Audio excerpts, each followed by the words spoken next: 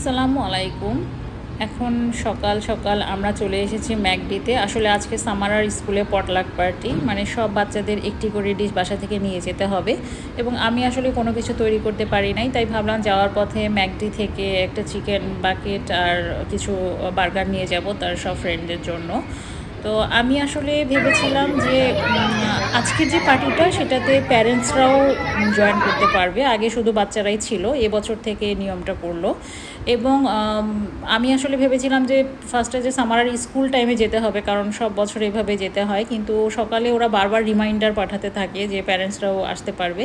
তখন দেখি যে 10টা বাজে লেখা আছে। তো আমরা তো অনেক ভোরেই উঠে গিয়েছি, তারপরে রেডি টেডি হলাম। আমি যেহেতু ট্র্যাডিশনাল ড্রেস পরে যেতে হবে, তো আমি শাড়িটাই চুজ করলাম। আর সামারাকে বাজু কোরআনটাই পরালাম, যদিও দেখলাম সব বাচ্চারা সালোয়ার কামিজ পরে গিয়েছে, বাংলাদেশি কিছু বাচ্চা আছে সেখানে বা ইন্ডিয়ান, তারা। আমি বাজু কোরআনটাই পরালাম।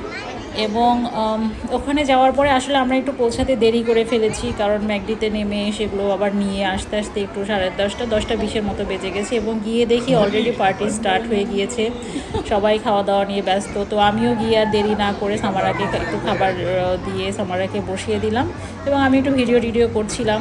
এবং তখনও আসছিল প্যারেন্টসরা, ধীরে ধীরে সবাই আসছে এবং সবাই বাসা থেকে খাবার নিয়ে এসেছে, প্রচুর খাবার, অনেক ধরনের বিভিন্ন ভ্যারাইটিস খাবার।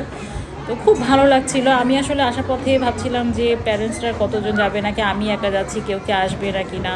সামারার পাপা উপরে উঠেই নাই, উনি নিচে নেমেই একটু রেস্টুরেন্টে ঢুকে ব্রেকফাস্ট শুরু করেছিল। তখন আমি এখান থেকে ফোন দিলাম যে না, সবাই এসেছে, তুমি একটু আসো।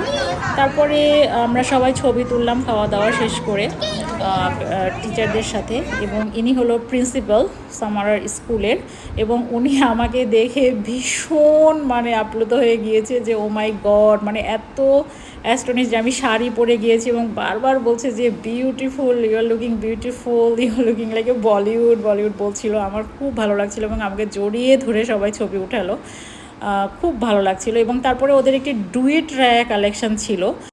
এটা বাংলাদেশে যে পরবই দেয় ঠিক সেরকমই একটি কালচার মালয়েশিয়াতে ভীষণভাবে ফলো করা হয়। এবং ঈদের আগেও অনেক প্যারেন্টসরা দিয়েছে এবং আজকেও স্কুল থেকে দিয়েছে, অনেক প্যারেন্টসরাও দিয়েছে।